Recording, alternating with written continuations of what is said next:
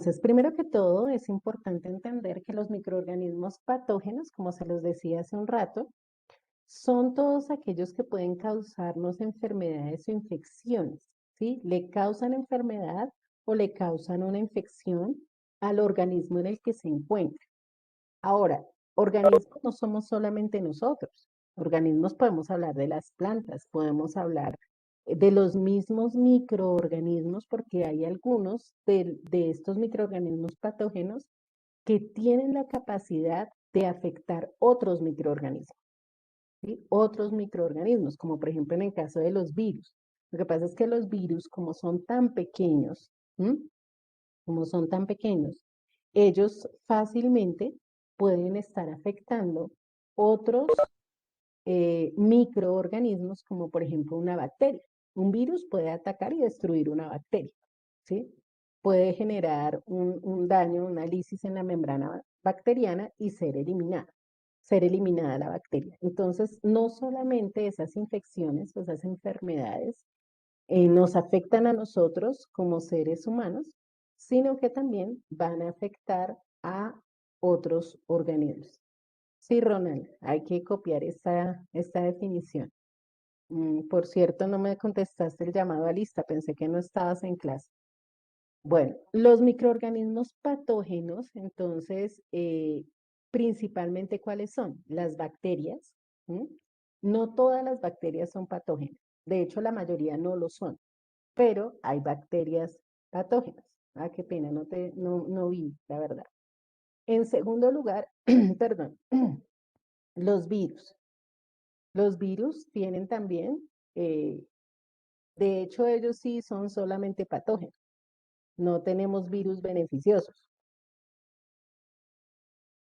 Que los podamos utilizar para elaborar vacunas no quiere decir que ellos sean, de alguna manera tengan positividad. Los virus realmente son patógenos.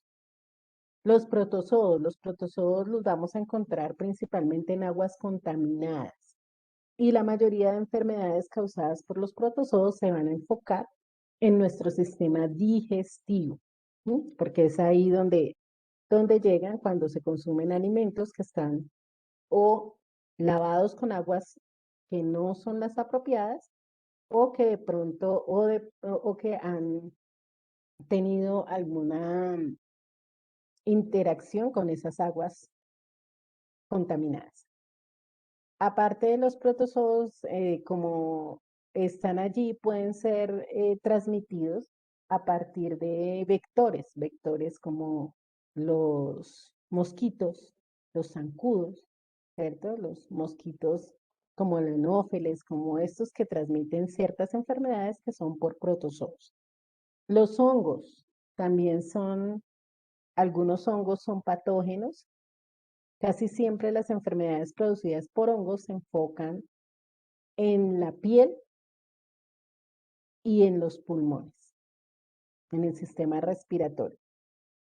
Y por último tenemos los priones. Entonces recordemos que los priones tampoco son, eh, no hay posibilidad de hablar de beneficios en los priones. Son acelulares, ¿cierto? Son proteínas que pierden su conformación secundaria y terciaria y que se convierten en agentes eh, infecciosos o en agentes que nos pueden causar enfermedades. Algunas de estas enfermedades obviamente pueden ser leves, pueden ser fácilmente manejables o ya hay los tratamientos, los medicamentos para ello, y otras pues todavía no se ha encontrado la cura, ¿cierto? Y dependiendo pues del tipo de microorganismo, pues puede ser más fácil o más difícil combatir una determinada enfermedad. Bueno, me avisan cuando ya hayan terminado de tomar el apunte para empezar entonces a explicar cómo actúan estos microorganismos eh, o cómo es el mecanismo de acción de estos microorganismos en otros cuerpos. El primer microorganismo que vamos a ver cómo actúa son las bacterias, ¿sí? Vamos a mirarlos en el mismo orden en el que los tenemos ahí. No se preocupen por el esquema, ahorita lo realizan, lo que necesito es que estén muy atentos a la información que les voy a estar dando, porque no está ahí escrita, entonces solamente es para que ustedes la tengan presente y pues que participen cuando así se considere. Bueno, aquí tenemos la forma como actúan las bacterias en términos generales, ¿sí? Es la manera como ellas afectan un organismo. Entonces, lo primero que tiene que hacer una bacteria para poder afectar un organismo, en este caso, por ejemplo, al ser humano, es colonizar la puerta de entrada, ¿sí? Colonizar la puerta de entrada. ¿Cómo voy a llegar? ¿Cómo la bacteria va a ingresar a ese organismo? Ahora, ¿cuáles creen ustedes o cuál creen ustedes más bien que es la puerta de entrada a una bacteria para nosotros, por ejemplo, como seres humanos? ¿Qué le da la puerta? ¿Cuál es la puerta de entrada a las bacterias? La boca, la nariz, por ejemplo. Bueno, la boca, la Como el nariz, sistema respiratorio. nariz, ojos, bueno, sistema respiratorio, orificios, por acá me colocan en el chat. Bueno, entonces yo haría una pregunta. Nosotros tenemos a nuestro alrededor, de hecho, los organismos, los microorganismos más mm, en cantidad, de mayor, que se encuentran en mayor cantidad en el aire son las bacterias, ¿cierto? Pero nosotros no estamos enfermos todo el tiempo a causa de las bacterias. Nuestra boca no es que esté cerrada, ni nuestra nariz, ni nada por el estilo, ¿cierto? Respiramos todo el tiempo, no estamos enfermos de bacterias todo el tiempo. Ahora, las bacterias viven en nuestra boca. O sea, la boca es una de las zonas donde más contaminación bacteriana existe, ¿cierto? Y no estamos enfermos todos los días, ¿cierto? Tenemos un sistema digestivo donde, sí, exacto. Sí, sí, sí. Definitivamente los besos son una compartición de bacterias total, total. Sí, eso es verdad. Pero bueno, en fin, dejemos ese tema a un lado. Eh, nuestro estómago, en nuestro sistema digestivo, tenemos una gran cantidad de bacterias. En las zonas, inclusive en las zonas genitales, hablamos de bacterias también. O sea, nosotros somos el hábitat de un mundo de bacterias, ¿sí? La verdad es esa. ¿Por qué no estamos enfermos todo el tiempo de enfermedades bacterianas? Si ellas están ahí, ellas viven dentro de nosotros. ¿Mm? Y en ese caso, si ellas ya están ahí, entonces, ¿cómo es que tienen que colonizar la puerta de entrada? ¿Cierto? ¿Cómo es que entonces las bacterias tienen que colonizar la puerta de entrada? Entonces, ¿cuál es la entrada de las bacterias al organismo para producir enfermedades? Si ellas ya están ahí. Bueno, les cuento que la puerta de entrada de las bacterias a producir enfermedades es la piel. La piel. ¿Mm? Las que están dentro de nosotros, cuando ellas se multiplican demasiado, porque usted de pronto consumió un alimento que venía contaminado con bacterias, y eso hizo que las que ya estaban ahí, que están controladas, se proliferaran, entonces ahí es cuando usted tiene enfermedades gástricas producidas por bacterias, pero generalmente van a ser de ese tipo, gástricas, ¿cierto? Y entonces, ¿dónde aparecen las otras? Las otras bacterias generalmente van a ingresar por nuestra piel. ¿Cómo? Nosotros, la piel de nosotros es la barrera principal contra las bacterias, ¿sí? Hagan de cuenta que así como la membrana celular es la que protege la célula, para nosotros la protección está en nuestra piel. ¿Cuándo puede entrar una bacteria a generar una enfermedad? Una bacteria que, por ejemplo, se desconoce. Cuando usted se raspa, se cae, se raspa, ¿cierto? Eso está lleno de bacterias. Entonces usted puede, se cayó por allá, se raspó, se abrió, entonces se rompió la barrera. que es la piel, cuando usted se corta, ¿cierto? Cuando de alguna u otra manera la barrera se abre y esa barrera es la piel, esa es la puerta de entrada que tienen las bacterias para llegar a otros lugares.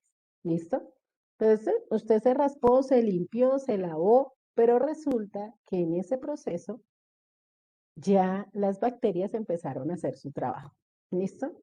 Ahora, máximo, por ejemplo, cuando ustedes van a los que practican algún deporte, van a entrenar, ¿cierto? Entonces usted va, entrena o simplemente sale a jugar y se cae y usted, ay, bueno, eso no pasó nada aquí, no sé qué es ese más. Y de pronto se quedó todo el resto del día así, ni hubo tiempo de limpiar, ni hubo tiempo de nada, entonces todavía más espacio para que esas bacterias puedan colonizar esa puerta de entrada. Entonces, listo, hubo una, en el caso de nosotros como seres humanos, se abrió una herida. Ahí puede estar la puerta para que entren bacterias y generen enfermedades. ¿Listo? Ahora, lo primero que ellas hacen es eso. Listo, me abrieron la puerta, la aprovecho. Entonces, me ubico ahí en ese lugar. Y luego empieza algo que se llama invasión. La invasión no es que de una vez las bacterias cojan y, ¡uf! No, la invasión hace referencia a la reproducción de las bacterias. Resulta que las bacterias se reproducen cada media hora.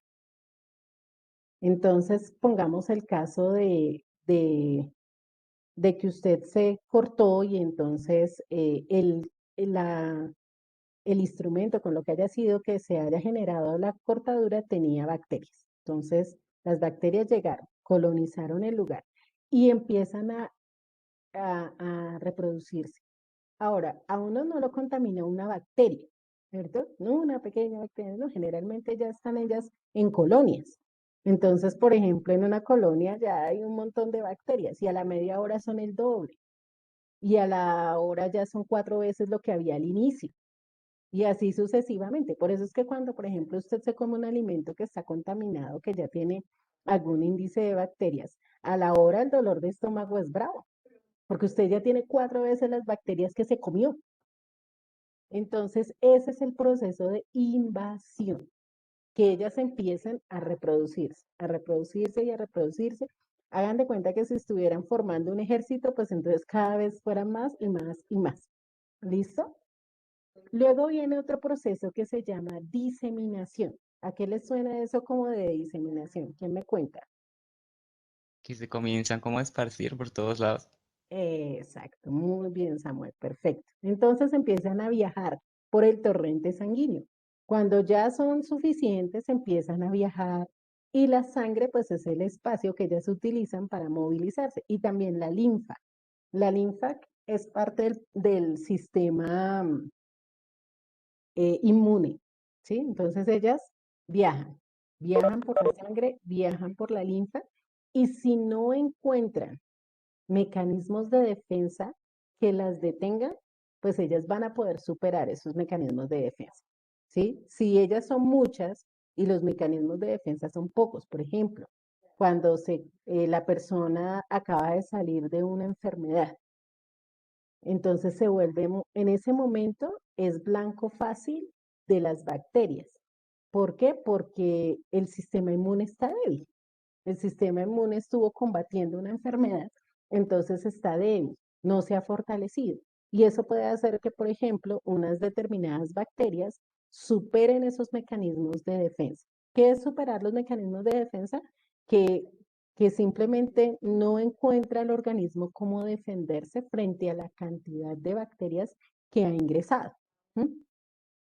Entonces, nosotros tenemos muchos mecanismos. Tenemos glóbulos blancos, que son los principales. Los glóbulos blancos se consideran como los policías de nuestro cuerpo.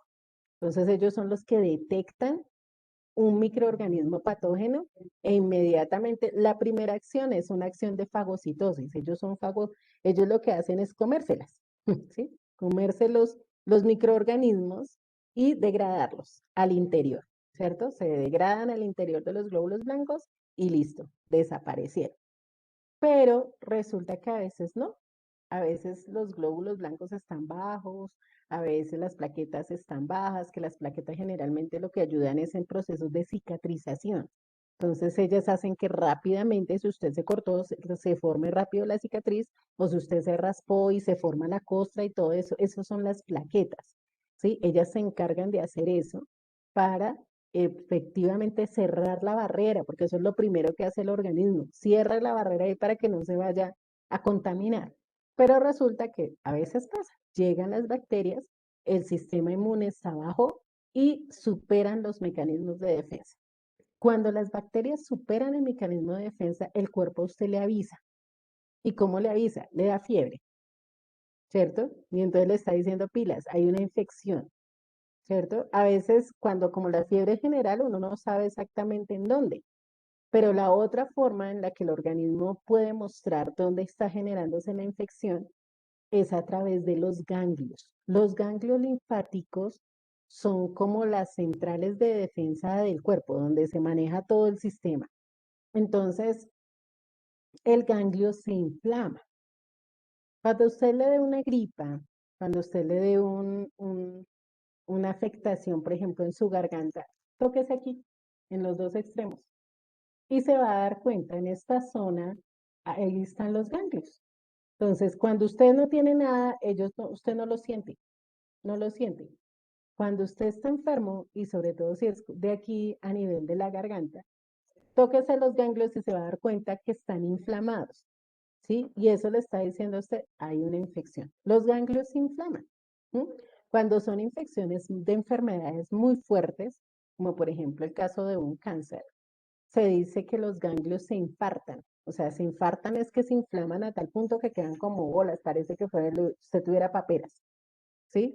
Porque el nivel de infección es demasiado alto. Entonces, los ganglios ya no tienen cómo responder frente a las infecciones que se están generando. Entonces, cuando se superan los mecanismos de defensa, el cuerpo le avisa, le muestra, hay una infección, ¿sí? Antes de que lleguemos a algo peor. Lo siguiente, el punto 5, las bacterias se adaptan a las condiciones del huésped. Resulta que las bacterias lo que más necesitan para seguir en ese proceso de seguirse reproduciendo y seguir y fortaleciéndose para hacer el daño es hierro, es hierro. ¿Dónde tenemos nosotros hierro? En la sangre, ¿sí? Tenemos una proteína que se llama hemoglobina y esa hemoglobina tiene un complejo de hierro, pero no son las únicas sustancias que tienen hierro. Entonces, lo que va a hacer la bacteria es adaptarse a las condiciones de ese huésped. Entonces, si me puede proveer de todo el hierro que yo necesito, pues lo voy a utilizar, ¿cierto? Para los procesos de ellas, para su reproducción, para todas esas cosas. Y se adapta a las condiciones. Entonces, dependiendo de qué tanto hierro haya, pues lo que hace es utilizar lo que tenga el huésped, ¿sí? Utilizar lo que tenga el huésped para ellas seguirse fortaleciendo. Y finalmente llegamos al punto 6, que es donde la bacteria ya hace el daño. Destrucción de células, ¿sí? Porque ellas destruyen células. Pueden llegar a generarse, si no se controla la infección bacteriana, se puede llegar a generar algo que se llama una sepsis. Y la sepsis es una infección generalizada del cuerpo. Generalmente cuando esto pasa, cuando se llega a una sepsis, pues la persona tiene su vida en peligro, ¿sí? Su vida en peligro porque ya no está focalizado en un solo sitio. Y por esa razón, aquí, cuando se superan los mecanismos de defensa, cuando el cuerpo avisa a través de la fiebre, a través de la inflamación de los ganglios, ¿cierto? Entonces es donde se debe aplicar el antibiótico. Pero los antibióticos son los medicamentos, eh, digamos, clave para eliminar las bacterias. ¿Mm? Hay antibióticos de diferente gama. Generalmente hablamos de 3. Antibióticos de gama baja, que es, por ejemplo, la amoxicilina, que se la formulan a todo el mundo para todo, ¿cierto? Entonces, la amoxicilina es un antibiótico de gama baja que va a controlar pequeñas infecciones, cosas que no sean, ¿sí? Hay otros antibióticos que son de gama media, cuando ya estamos hablando de una infección que puede ser, que puede generar un daño mayor. Entonces, se aplica este tipo de antibióticos. Digamos que la amoxicilina es de uso y de venta libre. Los antibióticos de gama media no se los van a vender a usted a no ser que un médico se los formule, ¿cierto? Y están los antibióticos de gama alta, esos antibióticos que se utilizan principalmente en las clínicas y en los hospitales para tratar pues infecciones muy fuertes que han llegado a través de las personas pues que vienen con determinada enfermedad infecciosa. Entonces, esos antibióticos de gama alta casi siempre son de uso hospitalario. ¿Mm? Esto se maneja aquí, en el punto 4, porque a veces si llegamos al punto 6, la vida de las personas ya está en peligro, ¿sí? Ya está en peligro porque la invasión y la diseminación se han avanzado y se han avanzado tanto que puede haber una infección pues prácticamente de todo el cuerpo. Suele suceder cuando las personas, por ejemplo, se hacen cirugías en estos lugares que son clandestinos y que de pronto más adelante con el tiempo empiezan a sentir fiebre, empiezan a sentir, claro, la barrera que se abre en ese momento es muy amplia. En una cirugía pues está abierta la piel.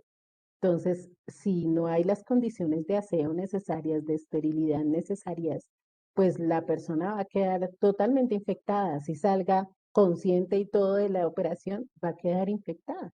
Y pues obviamente se abrió una puerta para una infección muy grande y eso se puede desarrollar en poco tiempo y puede generar la muerte de una persona. Entonces, todo este es el proceso cómo actúa la bacteria en un organismo. ¿Quedó claro? ¿Hay preguntas? No. No, Jorman, la agua de panela con limón no combate bacterias. Una cosa es que a usted le den síntomas de gripa y el limón tiene vitamina C y todas estas cosas. Además, generalmente eso es viral, ¿cierto? Eso es viral.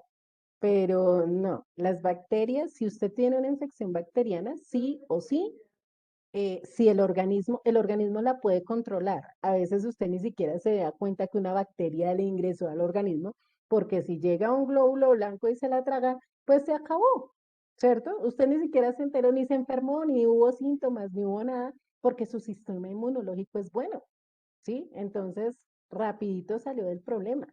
Cuando no es cuando necesitamos los antibióticos, cuando se superan los mecanismos de defensa, ahí es cuando sí necesitamos de un antibiótico. De lo contrario, no hay necesidad. No, el acetaminofén no es antibiótico, el acetaminofén es un analgésico, es para temas de dolor. Entonces, ese no es analgésico, antibiótico. Mm, bueno, las personas que tienen diabetes sí pueden tener un inconveniente con el sistema inmunológico en la medida en que está todo el tiempo combatiendo una enfermedad, ¿sí? Que es justamente esa, la diabetes. Entonces, cuando hay una enfermedad como de pronto lo que menciona o han mencionado con respecto al COVID, cuando hay una enfermedad de base, ¿sí? Una enfermedad de base, el organismo tiene, digamos, su sistema inmunológico ocupado, ¿no? Ocupado combatiendo la enfermedad de base. Ahora hay unos medicamentos y esos medicamentos pues también están ayudando a controlar la enfermedad, ¿sí? Pero ¿qué pasa? Si viene una infección más fuerte, si viene un proceso más fuerte, en este caso, pues va a afectar mayormente al organismo porque va a afectar mayormente al organismo porque el sistema está bajo. ¿M? Bueno, la pregunta que me hacen acá con respecto a una gangrena. Ok, la gangrena es una infección supremamente fuerte. O sea, es cuando ya el nivel de ataque de la bacteria ha llegado a dañar tanto al organismo que básicamente en el caso de la gangrena, pudre la piel, pudre los tejidos y avanza. Es lo que pasa con la gangrena, pudre y avanza, pudre y avanza. Entonces llega un momento en que tienen que tomar la determinación de quitar la zona del cuerpo donde se generó esa infección porque ya no la pueden controlar. Y corren el riesgo de que si avanza la persona termine en una sepsis general y se muere. Entonces ahí es donde toman decisiones como amputar brazos, piernas, bueno, la zona que se engangrenó, ¿sí? Porque ya la gangrena es una cosa de mucho cuidado, de que ya el tejido se necrosó, se dañó completamente y no hay nada que hacer. ¿M? Bueno, tomamos el apunte, por favor, mecanismo de acción de las bacterias. Y se nos fue todo el tiempo solo en las bacterias. Yo les iba a hablar de todo, si no, solo alcanzamos a hablar de las bacterias. Oh, eh, no, en el caso de la taquicardia tiene que ver es un poco como con los movimientos del corazón, con una alteración en los movimientos del corazón. Saben que hay dos movimientos, sístole, diástole. Entonces, hay una alteración ahí, pero no necesariamente en este caso el sistema inmunológico va a estar ocupado en eso, ¿no? Entonces, a veces puede ser más como por un problema de una arteria, de una vena. Eso lo maneja más pues el cardiólogo, pero no es infeccioso. Entonces no está el organismo defendiéndose de eso, ¿no? Entonces es básicamente eso. Ok, entonces como les decía, ya, vamos tomando el apunte mientras yo voy respondiendo las preguntas. Por acá, que ¿de dónde viene la gangrena? La gangrena generalmente se da cuando hay una herida, se abre una herida y no se desinfecta. Entonces, empieza esa herida, o sea, se mantiene, además que se dan todas las condiciones para que las bacterias se puedan desarrollar. Entonces, a veces se cubre la herida, a veces se hacen una serie de cosas que no contribuyen a que o sea, no se aplica un antibiótico, no se desinfecta, o sea, y se queda abierta. Entonces, por mucho tiempo. Y eso hace que, pues, obviamente, cada vez se vayan generando, lo que les decía, generalmente la piel se empieza a podrir, ¿sí? Y se empieza a poner morado y, bueno, una cantidad de cosas. Pero es debido a eso, a que no hubo un control inicial de esa herida y termina convirtiéndose pues, en algo tan nefasto como tener que hacer una amputación por una infección, ¿sí? Y hay otros tipos de infecciones, ¿no? Hay otros tipos de infecciones que inclusive pueden llegar a esto. Yo creo que ustedes han escuchado porque pues ha sido noticia todo el tiempo y ustedes que, bueno, los que ven televisión y ven el desafío y esto, la chica que está allí, que le quitaron parte de su pierna, pues básicamente es eso, se generó una infección, ¿sí? Se generó una infección y, y ya después no tuvieron cómo controlar y tocó hacer ese proceso. Alcohol sí, el alcohol necrosa, el alcohol mata el tejido. Entonces, por esa razón, no se debe utilizar el alcohol así como tan folclóricamente porque él puede matar el tejido. El tétanos sí, el tétanos también viene por ahí, porque hay esa bacteria, precisamente, por ejemplo, a través de una cortada con una cuchilla, la persona que se está afectando, puede generar o el cuchillo, con lo que se haya cortado, puede estar contaminado con esa bacteria que, bueno, ya después en la próxima clase les doy el nombre, y generan esa enfermedad que se llama tétanos. Ese desafío de caracol, ese, que me preguntan acá que cuál desafío es ese de caracol. No hay vacunas. La vacuna no, la gangrena no tiene vacuna porque se llama gangrena cuando ya la infección es tal que dañó totalmente el tejido de donde está. ¿sí? Entonces ella no tiene ninguna vacuna. Bueno, chicos, se nos fue todo el tiempo hablando solamente de las bacterias. Entonces, la próxima clase vamos a hablar del mecanismo de acción de los virus, qué es lo que hace un virus, cómo ingresa un virus y todo el proceso que hace el virus al interior del organismo. Y hablaremos de los otros, esperando que nos dé el tiempo. ¿Listo? Entonces, que tengan un excelente fin de semana. Aprovechen que es festivo, descansen, pásenla rico, compartan con su familia, cuídense mucho y nos vemos, Dios mediante, el día martes. Dios me los bendiga. Chao, chicos. Chao, profe. Bueno.